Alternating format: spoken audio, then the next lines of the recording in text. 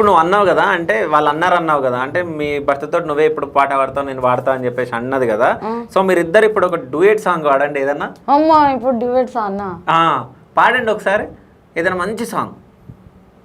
మంచి సాంగ్ అంటే మీ ఇష్టం, మీకు వచ్చిన సాంగ్ పాడండి, ఏమి ఇబ్బంది లేదు. ఏదన్నా మంచి సాంగ్స్ అంటే వితౌట్ మ్యూజిక్ ఏది బాగుండదన్న.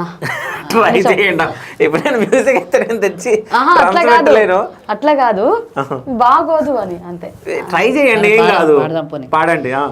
పాడు, ఏం పాడదాం? ఏ శనిగాశీల నాకు అది రాదు, వేరేది వాడు, ఇద్దరికి వచ్చింది వాడండి మంచిది.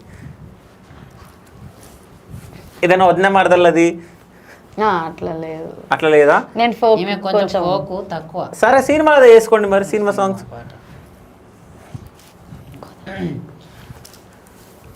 గోదావరి గట్టు మీద రామశిలకావే, కోరింట కెట్టుకున్న సందమామవే, ఊరంతా చూడు ముసుకే తన్ని నిద్రపోయిందే, ఆరాటాలన్నీ తీరకపోతే ఏం బాగుంటుందే, నాకంటూ ఉన్న ఒకే ఒక్క ఆడదిక్కువే, నీతోటి కాకుండా నా బాధలు ఎవరికి చెప్పుకుంటానే. గోదావరి గట్టు మీద రామశిలకనే, గీ పెట్టి గింజుకున్న నీకు దొరకనే.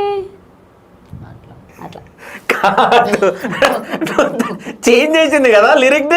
అంటే ఆమెకి ఏమో ఏం గుర్తొచ్చింది గీ పెట్టి గింజుకున్న నీకు దొరకనే. కరెక్టే. తెలుసా అన్న, నాకు ట్రాక్స్ అలవాటు కదా, ఇట్లా వచ్చేసరికి నాకు అర్థం కాలేదు. ఓకే.